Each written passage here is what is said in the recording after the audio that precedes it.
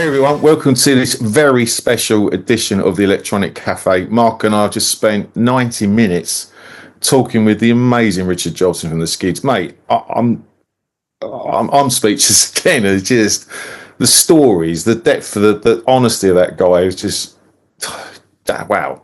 He's brilliant.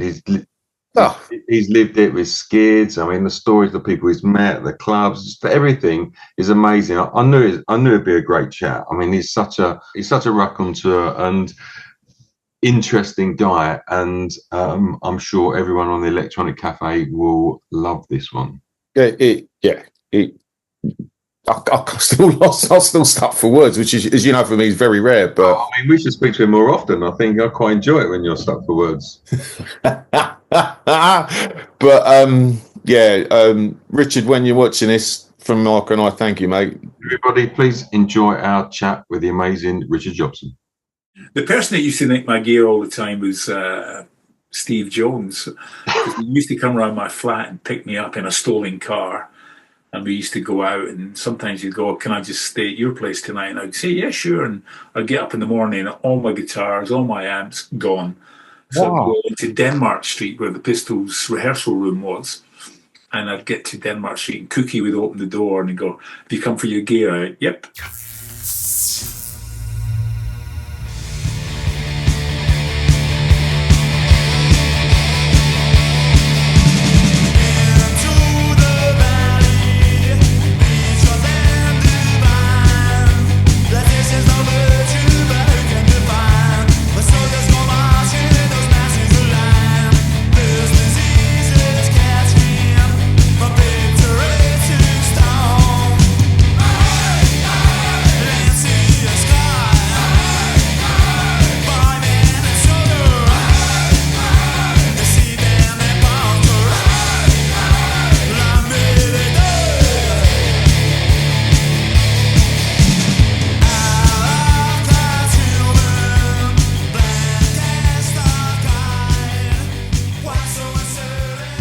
Hey everyone, welcome to another special moment for the Electronic Cafe in one of our interview episodes.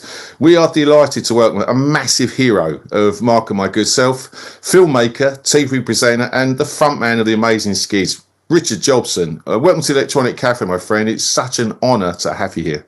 Well, what a perfect way to spend an early morning. It's great. I'm very excited to be here. I've heard nothing but good things about what you guys do from my dear friend Rusty Egan, who probably, absolutely exhausted the two of you, but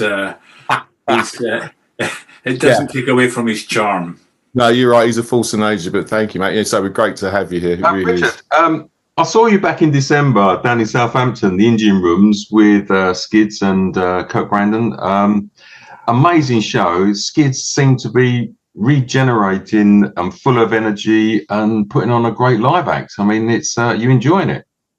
I am, yeah, and I think that's the key words. If the enjoyment and the fun part of it goes, then I'm gone, because it's not a kind of cynical financial thing. And therefore, when I go on stage, I'm very, very relaxed. I'm very lucky in that I don't suffer from nerves and stuff. So I see the people around me who do really badly suffer from that kind of thing. But I'm fortunate in that particular route to the stage that I don't, I just get on with it and look forward to it. I think my mantra is that I'm there for the audience. I'm not there for me. So I'm there to perform, entertain, if I'm allowed to use that word, because it's become quite cheapened, that word, and also give people a sense of what I'm about, so because I know for a fact that a lot of the people will be coming to see the band for the first time. They may have bought, Masquerade or Into the Valley or Working for the Yankee Dollar when they were 12, but by the time they had an opportunity to see us, we didn't exist anymore. So here we are, and that's been a magical experience for me. So after the show, as you noted, probably in Southampton, I come out and talk to people and hang out and have a really nice time finding out about their story, how they got into the music generally, not just the Skids, and what their lives are like, and it's very rewarding for me that, because I meet people who's had a really lovely life, really very successful marriages, jobs, feel fulfilled. And I've also, of course, met people who've had a tough time, and it's a really nice thing to sit and listen to their story and how something like maybe the Saints of Coming connected with them as a kid and how it means something to them today, which is a really nice thing. I'm not pompous about it. I just think it's just a genuinely nice friendship that I've got with the audience. And as you would have noted, I go on stage and I talk a lot, which is unusual. There's a connection between the audience. I mean, there's some great songs that the Skids had, which you reproduced like in your live show. And I can totally get it. Those songs, part of people's tapestry growing up, part of their life. The Skids songs were quite anthemic, so they've got really great choruses, and they build to great choruses. So, in an almost vaudevillian way, there's a kind of sing-along element to a Skids gig. Yeah. I mean, certainly, Saints of Coming, when we played it in Southampton, of course, is a fairly iconic song in that part of the world because it's used by the football club and their fans. But, that's a song that's really embedded itself in people's consciousness, not just because of the Skids, but because of the fact that U2 and Green Day did that cover version of the song, which was so enormous. Often younger people, in fact, say to me, why do you do a cover version of a U2 song? Which is amusing and slightly annoying, but it's very much my song.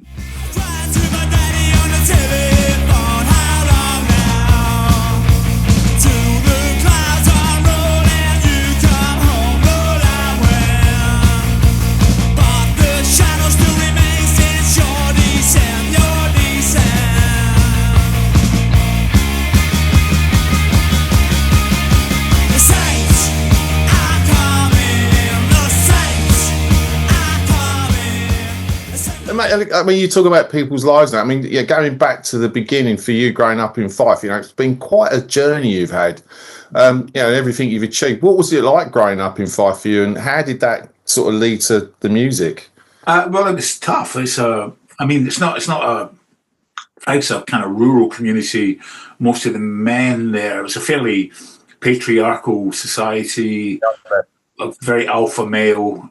Most of the men were miners. My father was coal miners, and my mum worked in the docks nearby in Rosyth.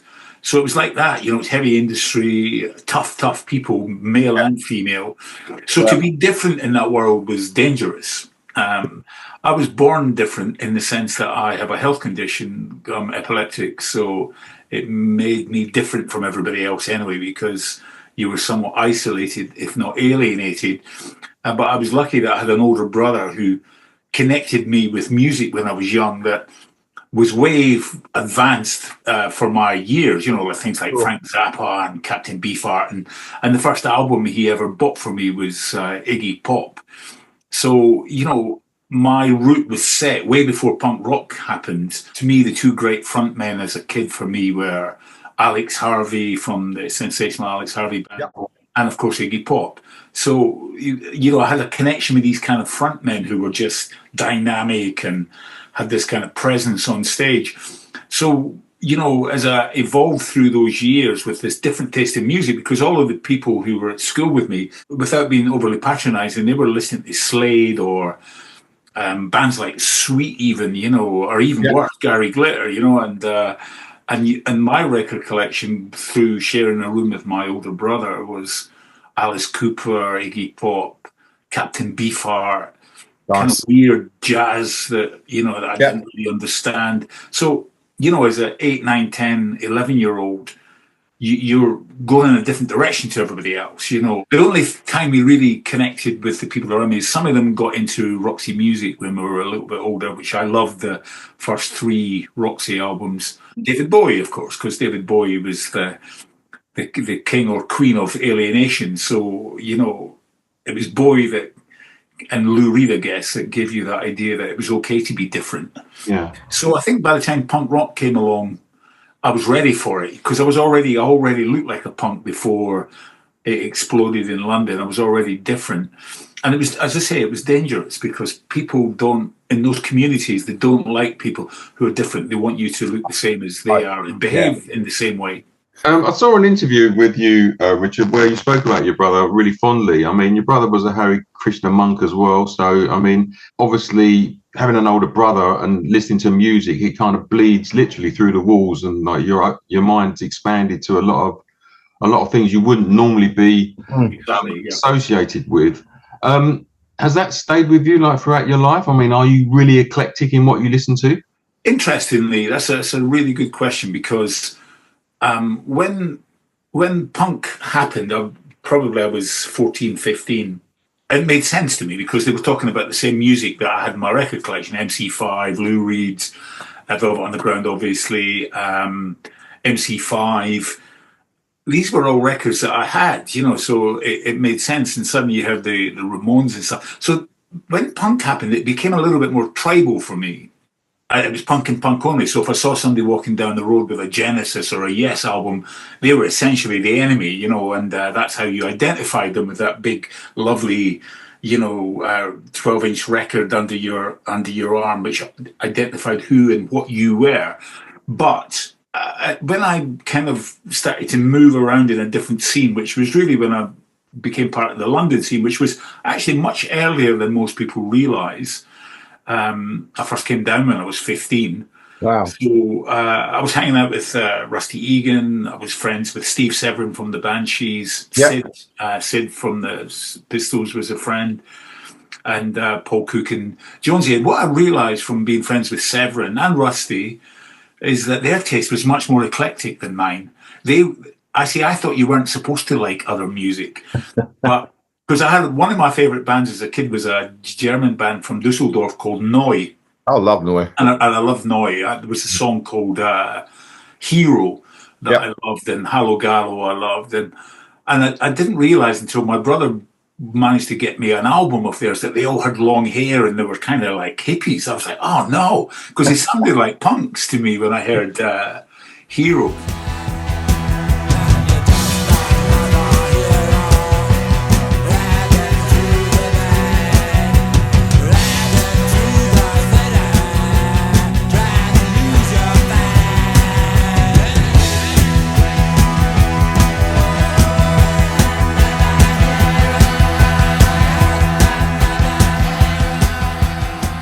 And then I remember I shared the flat with Steve Severin from the Banshees for a long, long time. His record collection was so eclectic. He had this really large collection of weird psychedelic San Franciscan music, really quite alternative world music, stuff that I would never imagine him listening to. And I really switched on to the fact that I was actually cheating myself a little bit by just being so tribal. And then, of course, I stayed with Rusty Egan for a long time, who became the drummer in the Skids.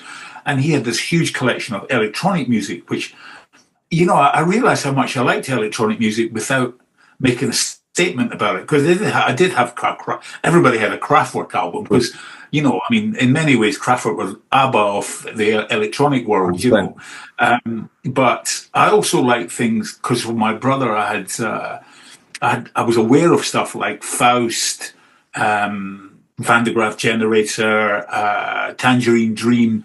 So, and then I suddenly saw Rusty's collection, and he had like albums by Edgar Froese and all these electronic German artists. And I was going, oh, I know all that stuff. So therefore, being with those people really made me go back to who I really was, because, I was brought up on stuff like, as I said, as varied as Captain Beefheart, Alex Harvey, Lou Reed, Iggy Pop, so that's kind of a wild mixture. The one thing I've never really liked is rock music. I don't like rock bands, and I can explain that if you want, but I just think there's something so banal and stupid about it. It's a bit Spinal Tap in my eyes, and the lyrics that they write are overly romanticized, kind of metaphoric crap, like bad poetry, and rock music is a bit stupid. It's self-indulgent. It's a bit narcissistic. Whereas the punk thing was the opposite of that. It was nihilistic. It was explosive, and it was full of a loathing of that particular genre, and that's never left me. I was so disappointed when Stuart Adamson left the Skids and he started a new band, which I was excited for, and he's going to do a new band, but it was a rock band, they like Status Quo with bagpipes, I was like, oh man, what's this? So it was very disappointing, even though they were very successful. So what? Lots of rock bands have been successful. Led Zeppelin probably remained the biggest rock band on the planet.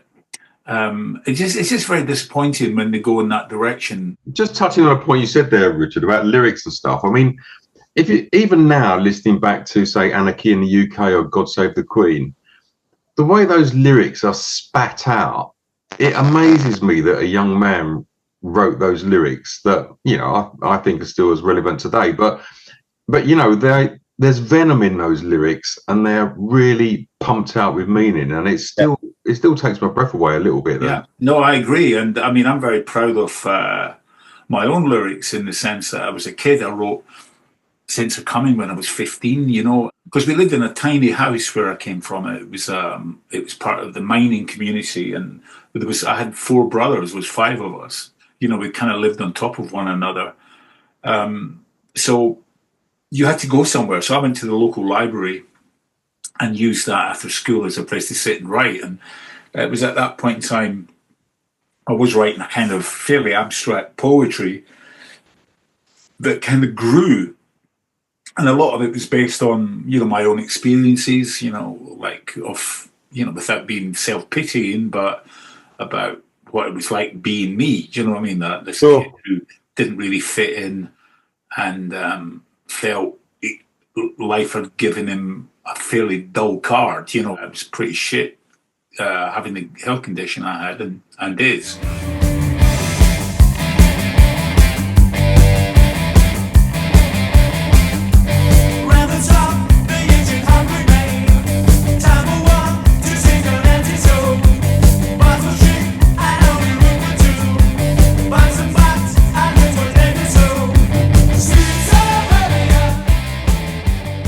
And also this weird thing happened when I was a kid that it sounds so melodramatic and sentimental now, but I didn't actually think I was going to be around for very long. Which when you're a kid, I don't think you're that scared of death so much as when you get older. I mean, you just suddenly, the terror that is coming to an end. But when you're a kid, you're a little bit more fearless, and I didn't really kind of, I wasn't scared of it, but I thought it was coming, and I'd seen other people who had less severe version of what I had, and they just, their body just couldn't take it. When I eventually joined the Skids, one of the things that made me embrace the world that I was introduced to through Rusty and Steve Severin and Steve Jones and even Sid was just to go for it, just absolutely go for it, because you might only have 2 or 3 years left. So the most important thing was to go out there and just grab it, and which I did, which drove Stuart Adamson bananas, because he wanted me to be like him. His aspiration was a family, a mortgage, a car, children, all that stuff. I didn't care about any of that stuff, and I'm probably the least materialistic person you'll ever meet. I like simple things, music and books. I think my only materialistic fetish in life is pens. I've got this weird thing that every time I release a new book, I treat myself to a new pen. That's hardly going to break the bank. Do you know what I mean? They're nice pens, but they're not. A nice Mont Blanc or something you treat yourself. Exactly. So I've got this, and it's just my little way of giving myself a reward for finishing another book. Absolutely. So it's been great. But so if you've got this thing at the back of your head that you ain't going to be around for much longer, it gives you this kind of incredible energy just to go and do stuff. Because of that, I did stuff that maybe in retrospect you might have been more careful about, like poetry albums, spoken word albums, releasing poetry books and stuff when you're like 16, 17. I didn't care what people thought, because why would I care if you're not going to be around in 2 or 3 years' time? You just got to get on with it and fuck them anyway. Do you know what I mean? Who cares what they think? And that really was a brilliant platform to be a frontman, because, you just went out and did it every night. And I remember Hugh Cornwell saying to me, because we played with the Stranglers for which is a great story in itself, which I'll return to in a second. But he used to say to me, he said, "Do you take drugs?" I said, "Well, I don't take recreational drugs, but I take prescribed drugs." Yeah, and he goes, Yeah, of course. "What's going on with your head?"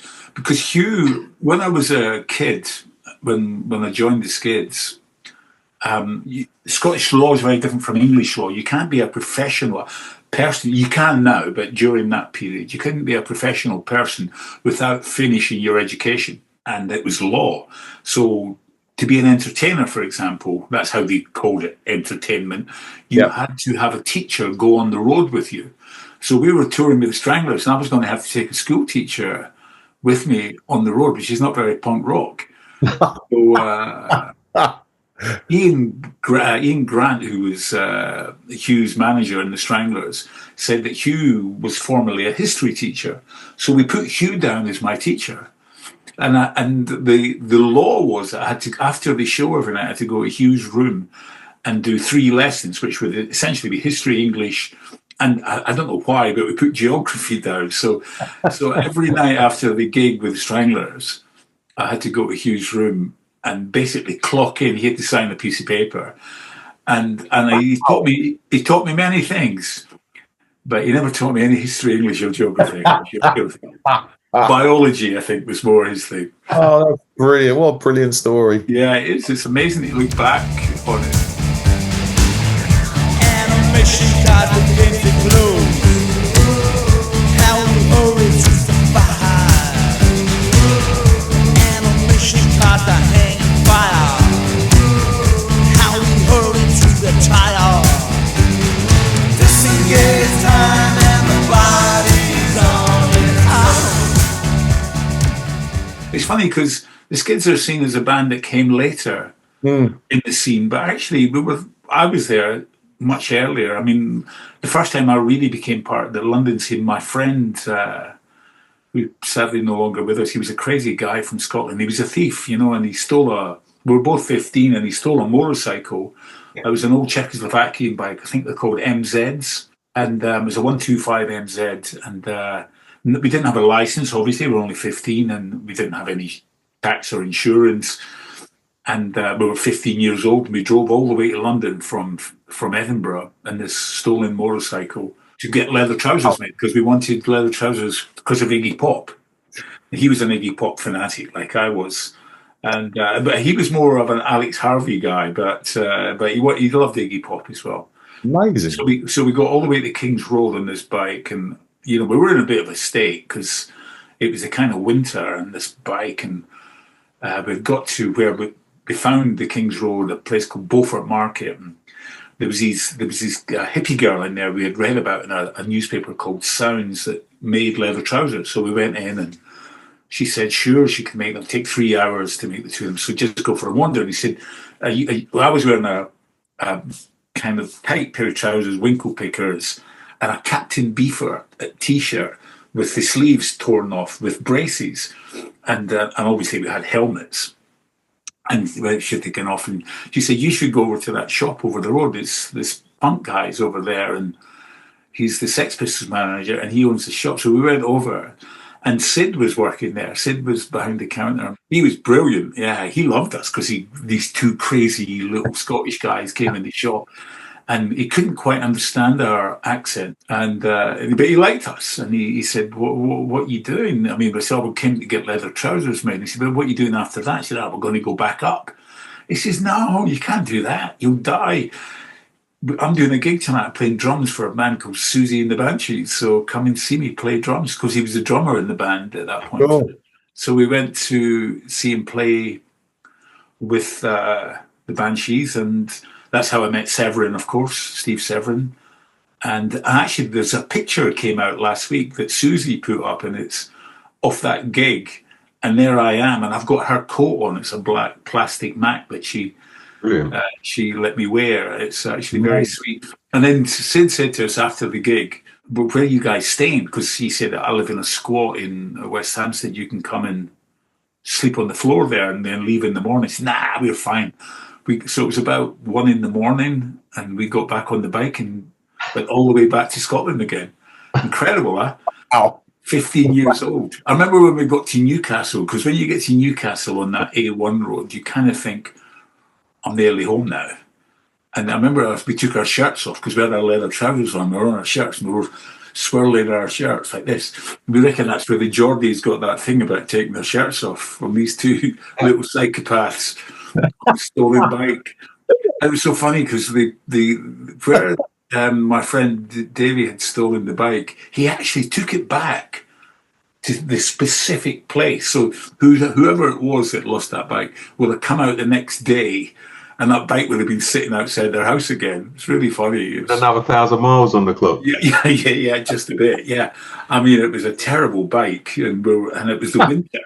But again, I think that kind of joins up with what I was saying earlier about that recklessness of youth. You know, these things don't matter because we had the most amazing experience. You know, we met Susie, we met Severin, we met Sid, and lots of other people at the gig who remain friends of mine to this day, the ones who are still alive, you know. So, and I mean, Jonesy and Cookie from the Pistols are still big friends of mine. I was never friends with John, and we don't like each other, and we never will, you know. I mean, I respect him, and I love his lyrics, and I love the Pistols, of course. And the first two Pill albums were amazing. So, but I don't like him. Also, he stole my guitarist. Remember, John McGeoch left the Armoury Show to go and join Pill. Yeah, so never forgive him for that.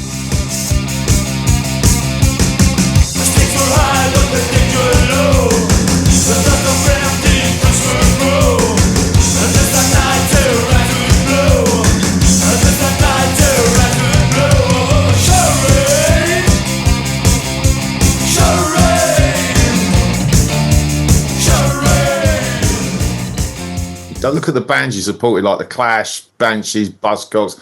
I mean, great days for you to be in a band, right? Absolutely great. It was amazing, yeah. I mean, I remember I used to go to a club in Edinburgh called Clouds, and I'd go straight from school because I knew the bands did a sound check around 4 o'clock. So I'd turn up at the sound check because they wouldn't let me in. I was too young. And I'd wait around and hang about.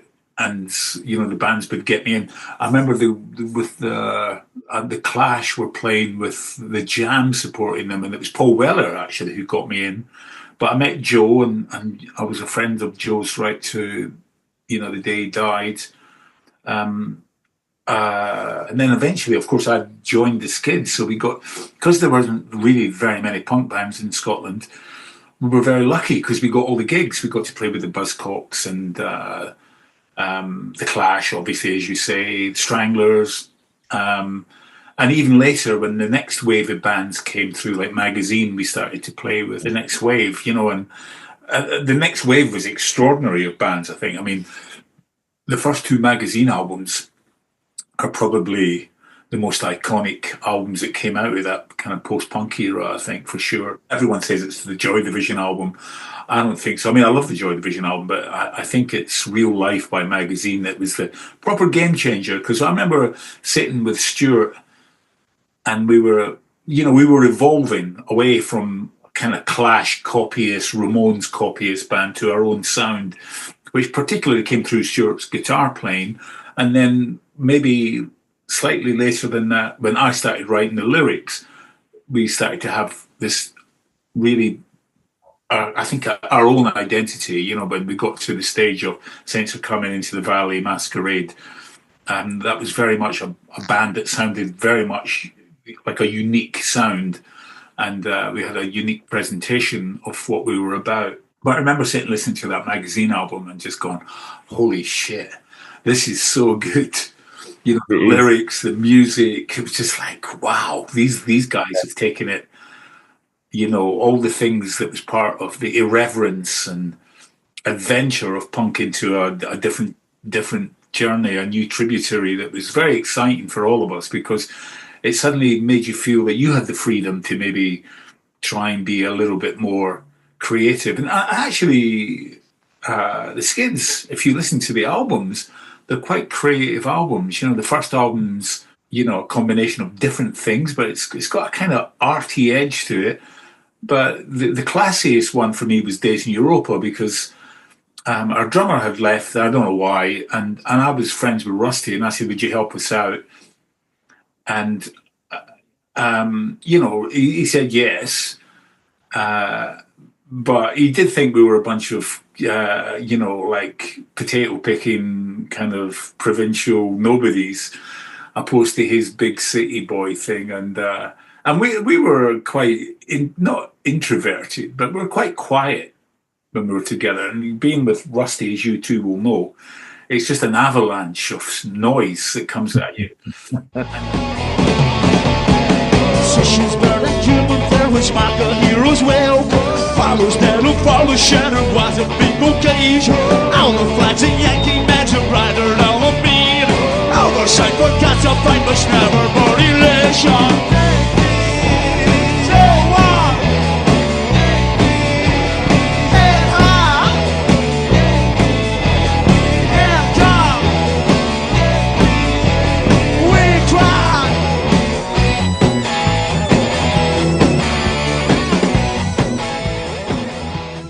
If you actually listen to what he's saying, which becomes difficult, a lot of it's complete crap, but there are nuggets of brilliance in there. And so I really am very fond of Rusty, and we became very close. I stayed with him when I was in London at his flat he shared with Steve Strange, and Karen O'Connor was the other person who was Des O'Connor's daughter. Yeah, and Sting lived below, actually. Really? Yeah, because I remember I babysat one night with Karen, just to get a couple of quid, and it was Sting's place, because he was out playing with his band, and his wife was a Shakespearean actress at the time. It was his first wife, Frances Tomty. And so it was so weird. And, he was intrigued by us because, of course, he was about to piggyback onto the back of punk. Because, I mean, when I met him, he was like, it's just like this old guy. You know what I mean? What's this? I mean, you're not a punk. And there were some of those bands I really hated for that reason, because we were real kids. I mean, you're thinking, when I met even Joe Strummer, he was amazed because you were like 15 and he was already in his 20s, and he was like, thinking, holy shit, this is what this is about. There were places to go, but none of them were as exciting as, going to the Roxy or Rusty had another Bowie night in Soho somewhere before the Blitz. It's called Billy's, I think. Yeah, and so that was pretty nice. It was all and there was one in Manchester in a club called Pips, which was also a kind of Bowie thing. I mean, a lot of the punk generation were Bowie aficionados, they were really Bowie nuts. I mean, I was too. I liked him. I was more Lou Reed, I think, than Bowie. But I've come back to Bowie again. I mean, I think Low was a masterpiece, and 100%. He was going on with punk rock at the time. Then suddenly he released that, and it made you just really think about everything, and about what you were doing and the atmosphere he created with that album, which was just incredible. Still probably one of my favourite albums of all time, I think. One of the sad things is, though, you touched on it there, Richard, is that all the clubs in London, I mean, me and Andy was in bands in 80s, all through the 80s and stuff, and all the places we played just don't exist no more. So if you're a young kid in a band and you want to get out there and play, those venues that just put on nights like punk nights or new romantic nights or electronic nights, they just don't exist anymore. I guess it did happen in the 90s a little bit with the Hacienda and lots of clubs starting to take on that whole new sound. But street level bands, street level. For sure. I mean, it's actually very, very sad. I went to a bar, actually, did a book event last Sunday up in Nottingham, an old punk bar called Foreman's, and that was a famous bar even back in the 70s as a rendezvous point, where you would just meet up with other like-minded people. You could meet them there on a Saturday afternoon, and then you go to a gig, and it was all word of mouth. The problem is now everything's too easy because it's all available. All the information's there.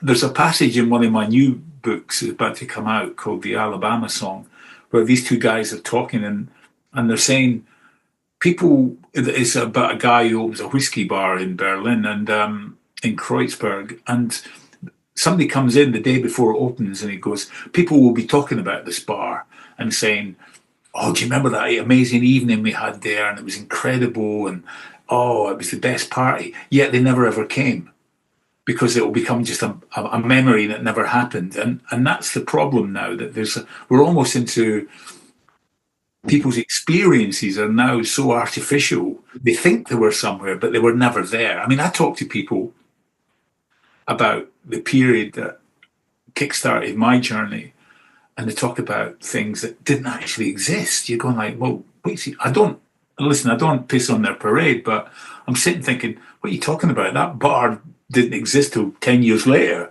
Yeah. You've got the whole thing mixed up, and people want these memories of something that never happened. And the problem now is that you can have the memory without ever even participating. So the idea of going to one of these places now is much more like how we're doing it today.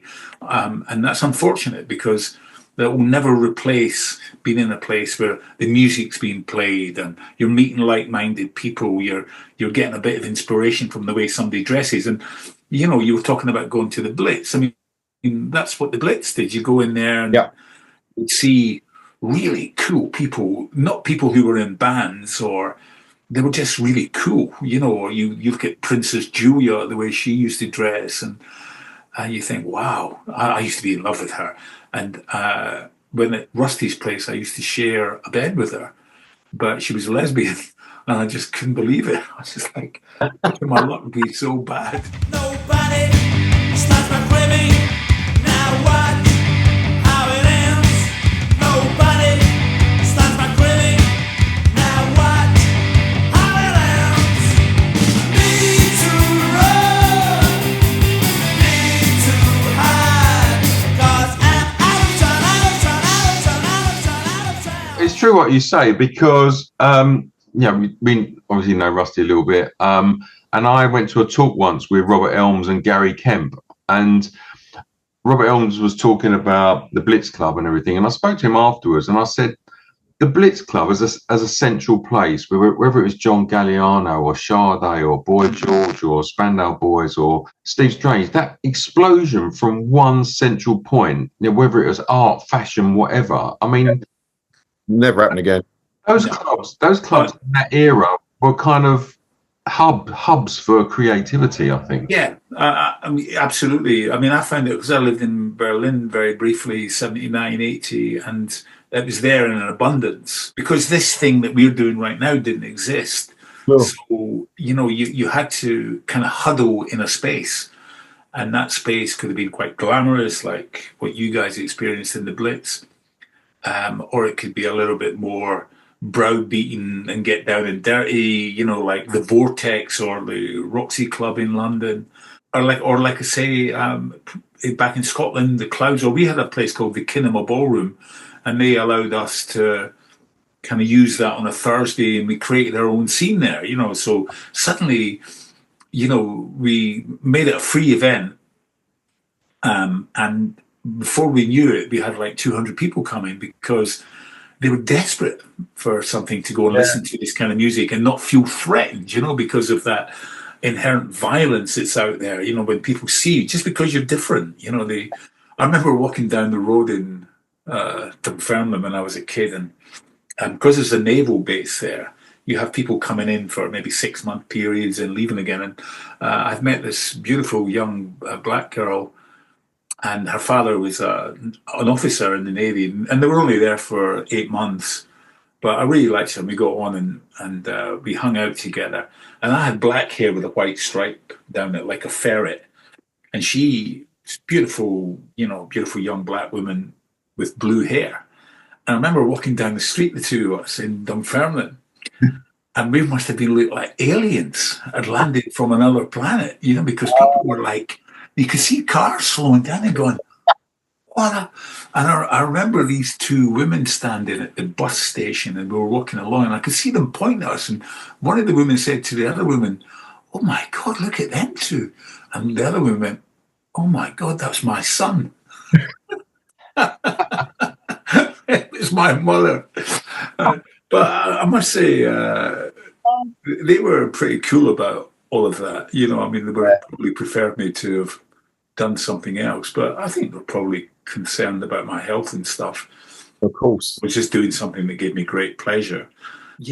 Finding a place where you can be different and be safe was the key to it. And, I used to stand in the Blitz it was a Wednesday night, right? And you'd go in there and you'd see Stephen Jones, the hat guy, or Boy George, as you say, or Marlon. My now wife used to be on the door at the Blitz, and she was friends with Galliano and all those people. So, it had a kind of gay underbelly. But I mean, the gay community was always safe. It wasn't going to be violent and stupid, and it was always going to be inspiring because they were so kind of out there the way they dressed and incredibly brave people. To be able to.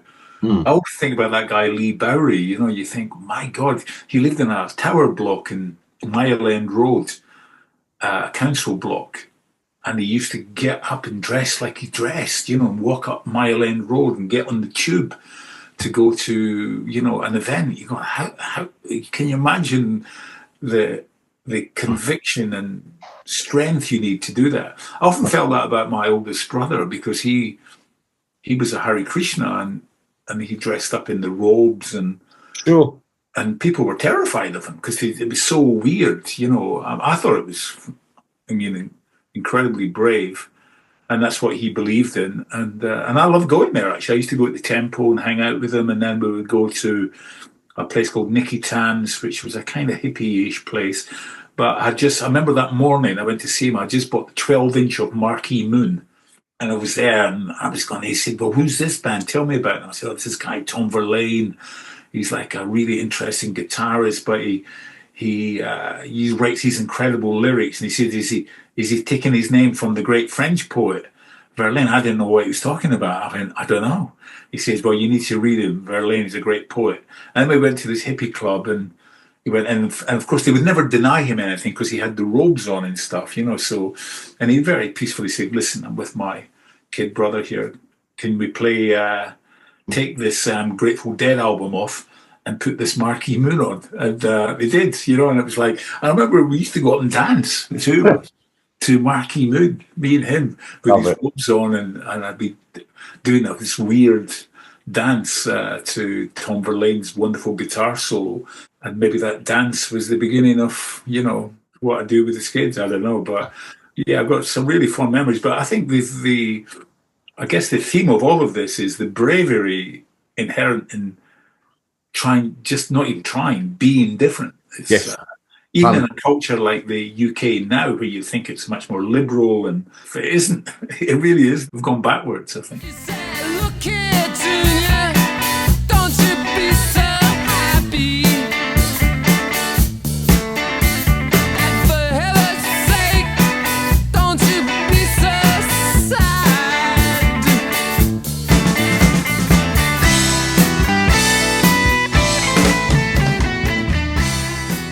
Mark and I were talking about some of your stuff, whether it's like your songs or poetry on, indeed the Armory Show. There's always been a kind of strong military connection with that stuff. Yeah, well, I think at the beginning there was. Yeah, I mean, it's because of. I think I've already indicated to you that the world I came from was a kind of alpha male, very industrialized community. And so when the jobs in the mines stopped and the down in the dockyards stopped, the only other option really to people of my generation was the British Army. A lot of the people that I hung out with in the area I came from, slightly older than me maybe, they ended up joining the army, and within 8 weeks of training they were in Belfast, and they had a torrid time there. And they came back. They were really different, and I'm from a Catholic background. There's a whole thing in Scotland, Catholic, Protestant, and same in the north of Ireland. And they were very derogatory about the Catholic community, but they would always use that thing of, "We don't mean you." And well, you do mean me. Yeah, exactly. Yeah, you do mean me. So, and my sympathies always lay with the nationalist community over there. So it became a problem, and then some of them didn't come back, and that was quite an eye-opening thing to to understand what that means for families and stuff. The songs were influenced by that. Melancholy Soldiers, Into the Valley, which I took from the Tennyson poem about the, Into the Valley of Death, Road the 600, about the Crimean War. And, working for the Yankee dollar was an advancement on that masquerade, about the futility of it, I think. So, and I love the war poets, from World War One, all those beautiful, beautiful poems about the disaster that they were inherently experiencing every day, so it's fairly barbaric. So I think it did have a big influence. Less so. The Armory Show, no. It sounds like it should be because of the name, but the name was taken from an exhibition in New York in 1913 that showed European art for the first time to the Americans, and it was new European art, so it was the more extraordinary stuff, Cubism, realism, and it was a game changer because they were into very kind of lovely, if not beautiful, figurative and landscape pieces. And suddenly this new stuff appeared, which was all about, an expression of something, expressionism, and a sense of using art as a metaphor for a kind of what's going on in your subconscious. So it was a blinding revelation for them over there. So I thought, right, I've got this new band. It has to be completely different from what I did with the Skids. I'm working with one of the greatest guitarists of my generation. Let's give them a name that's about something new. We took Armoury Show. It was actually from a poem that I'd written called Armoury Show. And we went with it. And it was initially a very, very exciting project. But we had problems from the beginning.